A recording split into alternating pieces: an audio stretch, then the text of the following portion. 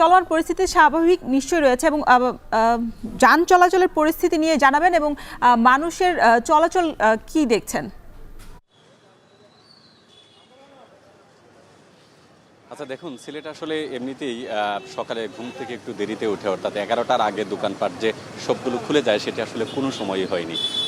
আজকেও কিন্তু তার ব্যতিক্রম নয়। কিছু কিছু দোকান আসলে সকাল 10টার পর থেকেই খোলা শুরু হয়েছে এবং রাস্তায় যদি আমরা যান চলাচলের কথা বলি এবং মানুষের কথা যদি বলি তাহলে দেখা যাচ্ছে যে যথেষ্ট পরিমাণ মানুষ এবং যানবাহন কিন্তু রাস্তাতে রয়েছে। এবং আমরা যতটুকু দেখেছি যে বিভিন্ন যে সরকারি দপ্তরগুলো আছে বা অফিস আদালত আছে সবগুলো কিন্তু স্বাভাবিক পর্যায়ে আসলে খোলা হয়েছে এবং ইতিমধ্যে ব্যবসা বাণিজ্য যারা আসলে করছেন তারাও বলছেন যে বিগত কয়েকদিন থেকে যে অস্থিরতা ছিল সেটি থেকে কাটিয়ে ওঠা সম্ভব হচ্ছে না বিধায় কিন্তু তারা দোকান খুলতে বাধ্য হয়েছেন এবং দোকান খোলা রেখেছেন।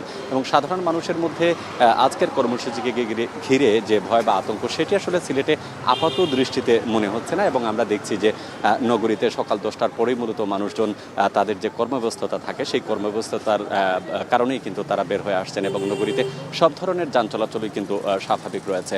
এবং দূরপাল্লার যানবাহনের কথা যদি বলি সেটি হচ্ছে যে নগরীর প্রধান বাস টার্মিনাল যেটি আছে কদমতলী বাস টার্মিনাল, সেখান থেকে দূরপাল্লার বাস চলাচল কিন্তু স্বাভাবিক রয়েছে, সেটি কিন্তু জানিয়েছেন যারা শ্রমিক নেতা রয়েছেন তারা কিন্তু আমাদেরকে স্পষ্টভাবে জানিয়েছেন। এছাড়া ব্যাংকিং খাতের সহ অন্যান্য যে সকল সেবাদানকারী প্রতিষ্ঠান আছে সবগুলো অফিসই আসলে আজকে খোলা হয়েছে এবং স্বাভাবিক লেনদেনের যে কার্যক্রম সেটি অব্যাহত রয়েছে। তো সব মিলিয়ে আমরা যদি বলি যে যারা আন্দোলনকারী আছেন তাদের কর্মসূচিকে ঘিরে মানুষের মধ্যে যে একটা ভয় বা আতঙ্ক সেটি এখনও স্পষ্টভাবে চাপ পড়েনি। তবে আমরা দেখেছি নগরীর যে বিভিন্ন গুরুত্বপূর্ণ পয়েন্টগুলো আছে, বিশেষ করে নগরীর কোর্ট পয়েন্ট, বন্দরবাজার, জিন্দাবাজার সহ যে সকল জায়গা আছে সেখানে আইন শৃঙ্খলা বাহিনীর যথেষ্ট পরিমাণ সদস্যদের উপস্থিতি রয়েছে। রওশন।